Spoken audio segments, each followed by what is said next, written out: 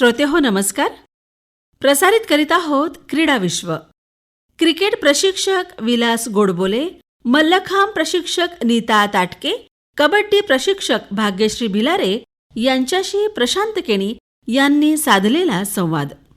नमस्कार श्रोतेहो, मी प्रशांत केणी क्रीडा विश्व या कार्यक्रमात आपल्या सर्वांचं मनपूर्वक स्वागत करतो. उन्हाळ्याचं तापमान चढू लागलं आहे. 10वी-12वीच्या परीक्षा कधीच संपल्यात आणि शालेय परीक्षासुद्धा आता संपत चालल्या आहेत. त्यामुळे स्वाभाविकपणे विद्यार्थी आणि पालकांना वेध लागले आहेत ते उन्हाळी प्रशिक्षण शिबिरांचे. या दीर्घ सुट्टीत एखादा क्रीडा प्रकार शिकता येईल का, यासाठी कोणता दृष्टिकोन असावा, याविषयी आज आपण क्रीडा विश्व कार्यक्रमात चर्चा करणार आहोत. क्रीडा प्रशिक्षक विलास गोडबोले, मल्लखांब प्रशिक्षक डॉक्टर नीता ताटके आणि कबड्डी प्रशिक्षक भाग्यश्री भिलारे यांच्याशी. तुम्हा सर्वांचं क्रीडा विश्वच्या व्यासपीठावर मी स्वागत करतो. नमस्कार. नमस्कार. नमस्कार सर. गोडबोले सर, भारतात क्रिकेटला अव्वल स्थान दिलं जातं. उन्हाळी प्रशिक्षण शिबिरांद्वारे क्रिकेटमध्ये मुलाला आजमावता येतं का? पहिली गोष्ट आपल्याला एक लक्षात ठेवायला पाहिजे की मुंबईमध्ये खास करून क्रिकेट किंवा आता इंडियात पण झालं आहे, क्रिकेट म्हणजे एक धर्मच झाला आहे आपला. बरोबर. इतकं ते पॉप्युलॅरिटी झाली आहे. त्यात IPLमुळे आणखीन त्यात भर पडली आहे. आणि ज्या तऱ्हेने आताच्या IPLमध्ये पैसा येतो त्यामुळे पालकांना वाटतं की आपला मुलगा IPL खेळायला पाहिजे.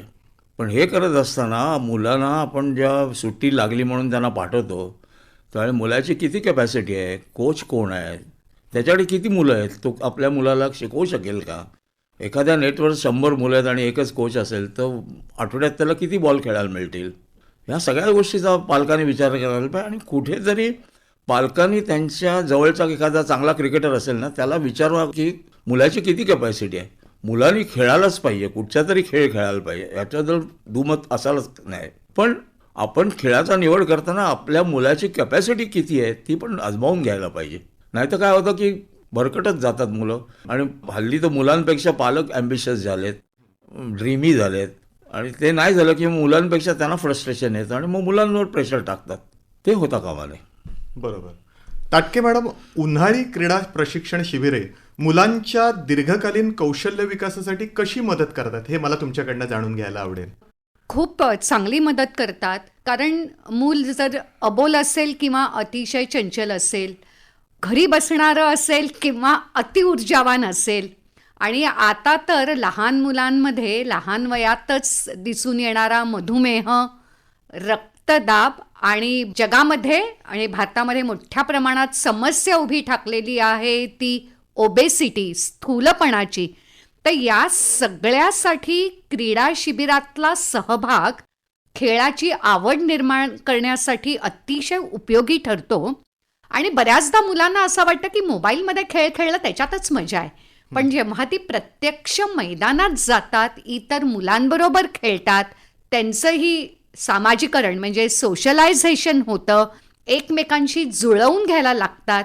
त्याचे केवळ शारीरिकच नाहीत तर दीर्घकालीन मानसिक आरोग्याच्या दृष्टीनेही खूप चांगले उपयोग होतात. त्यामुळे क्रीडा शिबिरांमधला सहभाग हा मुलांसाठी एक आवश्यक असा टप्पा आहे असं पालकांनी आणि मुलांनीही ठरवायला हरकत नाही. मला मॅडम बोलल्या त्याच्या पुढे एक सांगायचं आहे की आता काय झालं आहे की या मॅडम म्हणाल तसंच आहे की या मुलांना मोबाईलपासून लांब ठेवण्यासाठी कुठेतरी शिबिरं टाळत असतील तर जास्त अपेक्षा करणं का, क्रिकेटच्या बाबतीत बोलतोय मी, त्याला खेळून द्यावं. बरोबर. पण एक गोष्ट, ह्या सगळे कोचेस कमर्शियल कोचेस आहेत ना, त्यांचं एक चांगली गोष्ट करतायत ते की हजारो मुलांना मोबाईलपासून लांब ठेवत आहेत. आणि एक गोष्ट सगळ्यात महत्त्वाची आहे स्पोर्ट्समध्ये, आज उठलं पेपरला की शेतकऱ्यांनी आत्महत्या केली असं आहे. स्पोर्ट्समन किती आत्महत्या करतात, कारण त्याला माहिती असतं मला नेक्स्ट इनिंग मिळणार आहे आयुष्यात. तो आशावादी असतो आणि तो फायटर होतो की मला फाईट करायचं आहे कुठच्याही खेळात. हा सगळ्यात मोठा गुण आहे स्पोर्ट्सचा आणि याच्याकरता मुलांना एनकरेज करायला पाहिजे. तुम्ही जे सांगितलं ते अगदी बरोबर आहे. एक वार्षिक पाहणी कुठल्या तरी नामांकित संस्थेनं आंतरराष्ट्रीय केली होती. त्याच्यामध्ये आत्महत्या करणाऱ्यांचं जे काही प्रमाण काढलेलं त्यात क्रीडापटूंचं आकडेवारी अतिशय नगण्य होती. म्हणजे हाच गुण आहे खेळाचा. पण आपण परत आपल्या विषयावर येऊ की पालकांना असं बरंचसं वाटतं की क्रिकेटच्या बाबतीत क्रिकेट आपल्याकडे ऑक्सिजन मानलं जातं की माझ्या मुलानं रोहित शर्मा व्हायला पाहिजे, माझ्या मुलानं सचिन तेंडुलकर व्हायला पाहिजे. हे खरंच शक्य असतं का? आणि मग पालकांनी कोणती काळजी घ्यायला पाहिजे? पालकांनी काळजी मगाशी म्हटलं तसं कोच कोण आहे ते बघा. आणि शेवटी थोडा प्रॉब्लेम कसा झाला आहे की कोचेसना मी ब्लेम करत नाही, कारण त्यांचं पोट आहे त्याच्यावर. त्यांचे जे कोचिंग करतायत ना सगळीकडे, बहुतेक जे कमर्शियल कोचिंग करतात, आणि ते कमर्शियल कोचिंग जेव्हा करतात किंवा कुठचाही कोच जो 3 लेवल झाला आहे आणि तो कुठच्या तरी स्टेट लेवलला अपॉइंट झाला आहे, त्यांचं शेवटी ते चरितार्थ झालं आहे. मग त्यावेळेस ते किती ऑनेस्ट आहेत हे बघायची आपल्याला पारख करून घ्यायची जरुरी आहे. एखादा कोच सांगतो की तुम्ही शाळेत जाऊच नका आणि घरनं होम फ्रॉम वर्क तसं होम फ्रॉम स्टडी करतात, हे बरोबर आहे का? माझ्याकडे कितीतरी उदाहरणं आहेत. माझे पालक आले तर मी सांगतो चूक करताय तुम्ही. आज स्पोर्ट्स हा तुमचा जमलं नाही तुम्हाला तर सेकंड तुमच्याकडे लाईन ऑफ डिफेन्स पाहिजे तुमच्या आयुष्यात. बरोबर. तुमचं शिक्षण पहिलं महत्त्वाचं आहे. हे कुठेतरी कोचेसने एम्फसाइज करायला पाहिजे, नाही तर मग त्या मुलांचं आयुष्य खराब होऊ शकतं. त्याच्याकरता पालकांनी म्हणून जास्त केअरफुल राहायला पाहिजे आणि कोणाकडनं तरी चाचपडून घ्यायला पाहिजे. जो क्रिकेटर ओळखीचा असेल त्यांचा, की त्याला एकदा स्पष्ट विचारलं तुला काय वाटतं या मुलाबद्दल. तो किती बेडकी किती फुगणार ते आहे ना, ते किती फुगू शकते का, तो चांगला आहे का. उदाहरणं तर खूप देता येतील आपल्याला, पण ह्या गोष्टी खूप महत्त्वाच्या आहेत. बरोबर. भाग्यश्री मॅडम, तुम्ही शाळेत शारीरिक शिक्षण हा विषय सुद्धा शिकवता. उन्हाळी प्रशिक्षण शिबिरांकडे कशा रीतीनं पाहावं विद्यार्थी आणि पालकांनी? पालकांच्या दृष्टीने सांगायचं झालं तर सर, मुलं ही उन्हाळी सुट्टी जी मिळते मुलांना, तर गावी जातात. अगोदर मुलं गावी जायचे, खूप खेळायचे. आताची मुलं जास्त ऑनलाईन गेमिंगकडे जास्त त्यामध्ये इन्व्हॉल्व आहेत. सो त्यांना त्यातून बाहेर काढायचं आहे. जनरल त्यांचा फिटनेस लेवल हे करायची, किंवा त्यांना एका गेमकडे त्यांचं अट्रॅक्शन आहे की नाही, इन्व्हॉल्वमेंट बघायची असेल तर उन्हाळी प्रशिक्षण शिबिरामध्ये डेफिनेटली पाठवायला पाहिजे. यासाठी की as a mother and as a teacher मी हे सांगेल की उन्हाळी प्रशिक्षण शिबिरामध्ये मुलांच्या ज्या स्किल्स आहेत त्या डेव्हलप होतात आणि त्यानंतर त्यांचा कल कुठे आहे, कोणत्या खेळाकडे आहे ते कळतं. ॲज अ प्रशिक्षक आणि शिक्षक म्हणून मला कळतं की त्यांचा कल कुठे आहे. बरोबर. मगाशी ताटके मॅडम तुम्ही मोबाईल हा विषय काढलात की आपण बघतोय की सर्व मुलांना हे मोबाईल हे जे काही यंत्र हाताशी सापडलं त्याच्यात त्यांचं विश्व सामावलेलं आहे. खेळ जसं सर म्हणाले की त्यांना दूर ठेवतो त्या मोबाईलपासून. तर आता खरं तर मोबाईल मुक्ती शिबिर घेण्याची आवश्यकता आहे का? मला वाटतं एकदा मुलं खेळायला लागली ना की मोबाईल मुक्ती आपसुकच व्हायला लागते. याचं कारण असं आहे, मी केवळ स्पर्धात्मक खेळ म्हणत नाही आहे की स्पोर्ट्स फॉर ऑल. मी खूप कॉम्पिटिटिव्हली पुढे जात नसले तरी मी नियमित मैदानावरती जायला लागले की आपसुक एक चांगली जीवनशैली कडे तुम्ही वळायला लागता. कारण तुम्हाला खेळायचं असेल तर तुम्हाला खावं चांगलं लागतं. तुम्हाला चांगलं खेळायचं असेल तर तुम्हाला एक चांगली झोप घ्यायला लागते. आपल्या इकडे शिक्षण तर बहुसंख्य पालक त्याच्यावरती भर देतातच. त्यामुळे अभ्यास, माझी ट्युशन, माझी व्यवस्थित झोप, माझा आहार, या सगळ्या सकारात्मक गोष्टींकडे जायला जेव्हा सुरुवात होते ना, तेव्हा मोबाईलमधले खेळ हे भ्रामक आहेत, ते माझा खूप अनावश्यक वेळ घेत आहेत, हे मुलांना जाणवायला लागतं. आणि खेळाचं प्रशिक्षण आणि एक मानसशास्त्रीय दृष्टीने खेळाकडे बघताना मला हे कायम आढळून आलेलं आहे. खेळाची आवड एकदा निर्माण झाली की मोबाईलपासून मुलं लांबच राहायला लागतात. बरेचसे पालकसुद्धा हे स्वतःहून येऊन आवर्जून सांगतात. पण तुमचा मोबाईल मुक्ती हा शब्द मला खूप आवडला. पालकांनी खेळाकडे वळावं, मुलांना खेळामध्ये टाकावं. मोबाईल मुक्ती वगैरे क्रांती करण्याची काही गरज पडणार नाही. तुम्ही काय सांगाल गोडबोले सर? बरोबर आहे त्या म्हणतात. गरज आज तीच आहे की मोबाईलपासून मुलांना लांब ठेवा. आज पालकांचा काय प्रॉब्लेम, जनरलचं बोलतोय मी, नवरा बायको सर्व्हिस करत असतात. बरोबर. आणि त्यांना कुठेतरी काहीतरी वाटतं मुलाला आपण त्याला एंगेज ठेवा. आता शाळेला सुट्ट्या आहेत, तो करणार काय मुलगा? नुसतं ते जर तुमचं इंटेन्शन असेल ना तर मग प्रॉब्लेम येत नाही. की मग तुमचं इंटेन्शन क्लिअर आहे की मुलांनी 2 तास जाऊन मजा करावी, खेळावं, कपडे मळवावे आणि जरा एन्जॉय करा, 10 लोकांबरोबर मारामारी करावी, ग्राउंडमध्ये खेळताना मजा करावी. तर ही बिकम्स टफर इन लाईफ.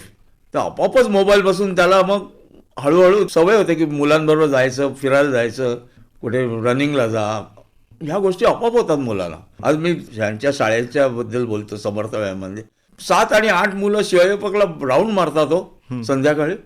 मला इतकं आश्चर्य वाटतं, 7-8 वर्षाची मुलं एक पूर्ण राऊंड मारू शकतात शिवाजीपाकला. हे किती महत्वाची गोष्ट आहे हो. नाहीतर नॉर्मली मुलाला सांगा एक राऊंड मार, नाही मारू शकणार एवढा. बरोबर. एक मैलाचा, एक पाऊण मैल असेल तो परिसर. 7-8 वर्षाची मुलं धावत असतात. हो, मला 5व्या इतकी मजा. वर्षापासून आमच्या इथे बरोबर आहे ना, प्रवेश म्हणतो मिळतो आणि तेव्हापासून मुलांना शिवाजी आमचा पार्कला शिवाजी फेरी- जन्म आहे, हो. त्यामुळे आम्हाला माहिती आहे सगळं. भाग्यश्री मॅडम, शिबिराची निवड करताना आपण सर्वसामान्यपणे पाहतो की त्याचा खेळ हाच चांगला असावा आणि तोच प्रशिक्षकाने सुधारावं, पण या पलीकडे शिस्त, कामगिरी, आनंद, टीमवर्क अशा कोणत्या कोणत्या गोष्टी पाहाव्यात आपण शिबिराची निवड करताना? नक्कीच सर. प्रथम त्यांनी शिस्त आणि किती इंटरेस्टिंगली खेळतात ते, किंवा त्यांचं किती कल आहे, इन्व्हॉल्वमेंट आहे, ते सगळ्यात पहिले बघायला पाहिजे. त्यानंतर एकदा ते खेळायला सुरुवात केली त्यांनी की त्यानंतर त्यांचा आनंद किंवा त्यांना तिथे मजा कशी येईल त्या खेळामध्ये, हे आम्ही बघतो. बरोबर. ताटके मॅडम, एखादं क्रीडा प्रशिक्षण शिबिर निवड करताना आपण रचनात्मक आणि फायदेशीर ते आहे की नाही हे ओळखण्यासाठी त्याच्यातलं काय चाचण्या घ्याव्यात, म्हणजे कशा रीतीने पाहावं? अगदी काही छोट्या गोष्टी कटाक्षाने बघण्याची गरज आहे. कुठली संस्था असेल किंवा कुठली व्यक्ती असेल तर त्याची विश्वासार्हता काय आहे.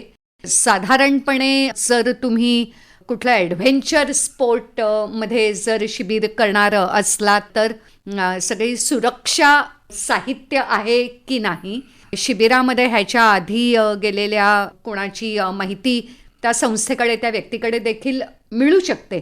आणि असं असताना मग इतरांना थोडंसं विचारून, त्यामुळे तुम्हाला ही माहिती मिळणं खूप अवघड नाही आहे.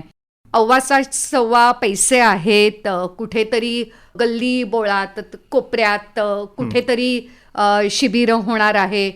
खूप मोठे दावे केले आहेत की आमच्याकडचं 4 दिवसांचं शिबिर केल्याने मुलांना अमके अमके असे मोठे फायदे होतील. अशा वेळेला त्याला भुलून जाण्याचं काही कारण नाही. पण एक थोडंसं जागरूकता ठेवली तर सहज माहिती कळू शकते आणि तुम्ही क्रीडा शिबिरांमध्ये मुलांना घालू शकता. बरोबर. गोडबोले सर, प्रशिक्षक निवडताना एक सर्वच सामान्यपणे त्याच्याकडनं अपेक्षा असते की त्याने खेळ शिकवावा, पण खेळाच्या पलीकडे एक जीवनमूल्य शिकवणं हे सुद्धा कितपत महत्वाचं वाटतं खूप तुम्हाला? महत्त्वाचं आहे आणि हे कोचेसची जबाबदारी आहे. आता मी एक साधं उदाहरण सांगतो की मी शिवाजी पार्कला कोचिंग करत होतो काही वर्षापूर्वी. तर मी मुलांना काय सांगितलं की अरे बाबा, आजचं हेडिंग सांगा रे मला, काय आहे स्पोर्ट्सचं सांगा. कोणी 100 केल्या, एकही जण सांगू शकला नाही. शिवाजी पार्क जिमखान्यातली मुलं होती, त्यांना विचारलं शिवाजी पार्क जिमखान्यात तुम्ही रमाकांत देसाई माहिती आहे का कोण, त्यांना माहिती नाही. मग मी त्यांना काय सांगितलं की आत्ताच्या आत्ता जा, तिकडे बोर्डवर सगळे टेस्ट क्रिकेटरची नावं आहेत, ती बघा, आणि ज्या दिवशी मी तुम्हाला विचारलं जर तुम्ही उत्तर नाही दिलं तर 3 दिवस बॅटिंग नाही मिळणार. ही कोचची जबाबदारी आहे. हिस्ट्री आपल्या मुलांनी पाहिजे माहिती. हे कोणी, मुलांवर जबाबदारी आपल्या कोचची आहे ती. आज मुलांना हिस्ट्री माहिती नाही आहे, कारण कोचेसना हे समजत नाही की त्यांना ह्याची गरज आहे सांगायची, मोटिवेट करायला. आज सचिन तेंडुलकरचं सगळे नाव घेत आहेत ना, त्याच्याबरोबर मोटिवेट करण्यासाठी नाव घ्या त्याचं.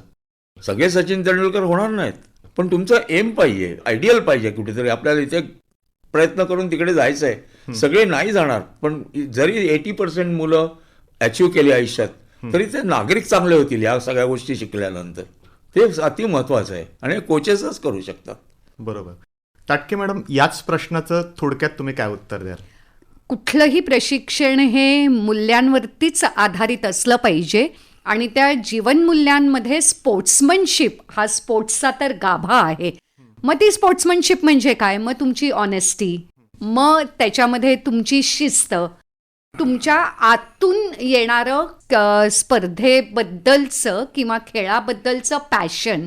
मी माझ्याबरोबर माझा मित्र जो नंतर माझा स्पर्धक होणार आहे तरी देखील मी त्याला मदत करायला पाहिजे, ही भावना, या सगळ्या गोष्टी प्रशिक्षकांनी मुलांना शिकवल्याच पाहिजेत. त्याबरोबर तुम्ही ज्या संस्थेमध्ये, ज्या जागेमध्ये प्रशिक्षण घेताय त्याच्याबद्दलचं एक कृतज्ञता, एक ग्रॅटिट्यूड फिलिंग की मला ही फॅसिलिटी माझ्या संस्थेनी, पर्यायाने माझ्या समाजाने, माझ्या पालकांनी दिलेली आहे. त्यामुळे त्याच्याप्रती ग्रॅटिट्यूड आणि त्याच्याप्रती मग मी आता परत देताना मी या समाजाला, या संस्थेला काय देणार आहे, ही भावना, या सगळ्या गोष्टी अंतर्भूत असायला पाहिजेत. गोडबोले सर, तुम्ही स्वतः एक उत्तम प्रशिक्षक आहात. सध्या IPLचा बहर आपण पाहतोय आणि यात 43 वर्षांचा महेंद्रसिंग धोनी आपल्या यष्टीरक्षण आणि फलंदाजीनं सर्वांचं लक्ष वेधतोय. ही तंदुरुस्ती राखण्यासाठी तुम्ही विद्यार्थ्यांना काय सल्ला द्याल? काय नाही, स्वतःवर अवलंबून आहे. म्हणजे कसं, आता धोनीचं बघायला गेलं ना, धोनी कधी जिममध्ये गेला नाही आहे, कधीच जायचा नाही, पण त्यांनी इतर व्यायाम केले. शेवटी तुमची टेनॅसिटी जेव्हा वाढायची असेल किंवा फ्लेक्झिबिलिटी मेंटेन करायची असेल तर तुमच्यावर अवलंबून आहे, कसं तुम्ही मेंटेन करता स्वतःला, किती व्यायाम घेता. सगळ्यात महत्त्वाचं, हल्ली मुलं धावत नाहीत हो. मुलांना मी जेव्हा कोच झालो, मुंबईचा कोच झालो, तर तुम्ही सांगायचं पहिलं तुम्ही एक राऊंड मारा, संबंध मैदानाला एक राऊंड मारा. त्यांना सवयच नाही. जिममध्ये जातात, आणखीन ताकद वाढवतात, आणि हल्ली तेच झालं आहे, जोरात मारला की सिक्सर जाते आणि 20 रन झाल्या की बास होतात. पण शेवटी तुम्हाला काय व्हायचं आहे स्वतः, हे महत्त्वाचं आहे. धोनीसारखा 43 वर्षी फिट आहे हो, आणि असतात क्रिकेटर नॉर्मली फिट असतात असे, कुठचेही स्पोर्ट्समन, त्यांच्यावर अवलंबून आहे ते. भाग्यश्री मॅडम, जसं तुम्ही शारीरिक शिक्षण हा विषय शिकवता, आपल्याला बऱ्याचशा विद्यार्थ्यांमध्ये त्यांचे क्रीडागुण दिसत असतात. तर अशा प्रकारे गुणवत्ता त्यांची हेरून तुम्ही त्याला असा सल्ला देता का की तू या खेळाकडे लक्ष दे, हेच तुझं चांगलं भवितव्य घडू शकतं? सर, जसे तुम्ही आता विचारलत ना उन्हाळी प्रशिक्षण शिबिराचं, तर त्या प्रशिक्षण शिबिरामध्ये एखाद्या मुलाचं जर शरीरातला लवचिकपणा खूप चांगला असेल, आम्ही त्याला सांगू की तुम्ही योगामध्ये जा किंवा तुम्ही जिम्नॅस्टिक जा. आर्टिस्टिक जिम्नॅस्टिक आहे, फ्लोअर जिम्नॅस्टिक आहे, असे प्रकार आहेत. तसेच काही जर मुलामध्ये खेळात स्पीड चांगला असेल धावण्याचा, तर त्याला सांगू की तुम्ही ॲथलेटिक्समध्ये जा, रनिंग इव्हेंटमध्ये जा. तसेच जर ताकदीचा प्लेअर असेल, त्यामध्ये खूप चांगली ताकद असेल, तर त्याला लिफ्टिंगचे किंवा जे कॉम्बॅट इव्हेंट आहेत, बॉक्सिंग आहेत किंवा तायक्वॉन्डो आहे, फ्लेक्झिबिलिटी आहे, बरेचसे असे गुण आहेत मुलांचे ज्याच्यावर आम्ही सांगू शकतो की तुम्ही या खेळाकडे जा, म्हणून तुमचा इथे फायदा होईल. बरोबर. ताटके मॅडम, दादरच्या श्री समर्थ व्यायाम मंदिराचं शिबिर, जे क्रीडा प्रशिक्षण शिबिर गेली अनेक वर्ष चालू आहे, आणि आपण बघतो की छोट्यात छोट्या मुलांपासून ते अगदी 60च्या पल्याडची वयस्क मंडळी पण त्याच्यात उत्साहानं सामील होतात. यंदा सुद्धा ते शिबिर होत आहे, तर त्याविषयी आमच्या श्रोत्यांना काय माहिती द्याल? भारतातलं सगळ्यात जुनं आणि सगळ्यात मोठं हे समर्थचं शिबिर आहे. यंदाचं त्याचं 51वं वर्ष आहे. किमान 5 वर्ष, अगदी 85 वर्षापर्यंत. त्यामुळे मुलं, आईबाबा आणि आजी आजोबा असे देखील आमच्या शिबिरामध्ये सहभागी होतात. आम्ही कुठल्याही एका खेळाचं प्रशिक्षण देत नाही, पण सगळ्या खेळांना आवश्यक असलेल्या मूलभूत कुवती आणि तंदुरुस्तीसाठी करायचे विविध व्यायाम, ज्याच्यामध्ये साधनविरहित व्यायामांवरती खूप मोठ्या प्रमाणात भर असतो. महिलांचं प्रमाण खूप मोठं आहे, ज्याचा आम्हाला खूप आनंद आहे, कारण महिला शिकली की कुटुंब व्यायाम करायला लागतं. आणि त्यामुळे समर्थच्या या क्रीडा प्रशिक्षण शिबिरातनं आम्ही एक समर्थ भारत, सशक्त भारत या दृष्टिकोनातनं प्रशिक्षण देतो, आणि आम्हाला अतिशय चांगला प्रतिसाद या शिबिरांना मिळतो. आता आपण क्रीडा विश्व या कार्यक्रमामध्ये उन्हाळी प्रशिक्षण शिबिर या संदर्भात चर्चा करत होतो. या चर्चेमध्ये क्रीडा प्रशिक्षक विलास गोडबोले, मल्लखांब प्रशिक्षक डॉक्टर नीता ताटके आणि कबड्डी प्रशिक्षक भाग्यश्री भिलारे सहभागी झाले होते. आपण या क्रीडा विश्वच्या व्यासपीठावर आलात आणि आमच्याशी या संदर्भात मनमोकळी चर्चा केली, त्याबद्दल धन्यवाद. धन्यवाद. धन्यवाद. Thank you sir. आता आपण आढावा घेणार आहोत आठवड्याभरातील महत्त्वाच्या घडामोडींचा. श्रीलंकेत होणाऱ्या तिरंगी क्रिकेट स्पर्धेसाठी भारतीय महिला संघात काशवी गौतम, श्रीचरानी आणि शुची उपाध्याय या 3 नवोदितांची निवड झाली आहे. तसेच कर्णधारपद हरमनप्रीत कौरकडेच कायम ठेवण्यात आले आहे. अर्जेंटिनातील ब्युनस आयर्स येथे झालेल्या विश्वचषक नेमबाजी स्पर्धेत 21 वर्षीय माजी विश्वविजेत्या रुद्रांश पाटीलनं इस्वान पेनीचा 1.2 गुणांनी पराभव करून 10 मीटर एअर रायफल प्रकारात सुवर्णपदक जिंकलं आहे. श्रोते हो, याचबरोबर क्रीडाविश्व हा कार्यक्रम समाप्त करायची मला अनुमती द्या. पुन्हा आपण भेटू या महिन्याच्या 4थ्या बुधवारी याच वेळी. तोपर्यंत प्रशांत केणीचा नमस्कार. श्रोते हो, आत्ताच आपण कार्यक्रम ऐकलात क्रीडा विश्व. क्रिकेट प्रशिक्षक विलास गोडबोले, मल्लखांब प्रशिक्षक नीता ताटके, कबड्डी प्रशिक्षक भाग्यश्री भिलारे यांच्याशी प्रशांत केणी यांनी साधलेला संवाद. या कार्यक्रमासाठी प्रसारण सहाय्य रत्ना मगरे यांचं. सादर करते डॉक्टर प्रफुल्ल तांबे. ही आकाशवाणी मुंबई केंद्राची निर्मिती होती.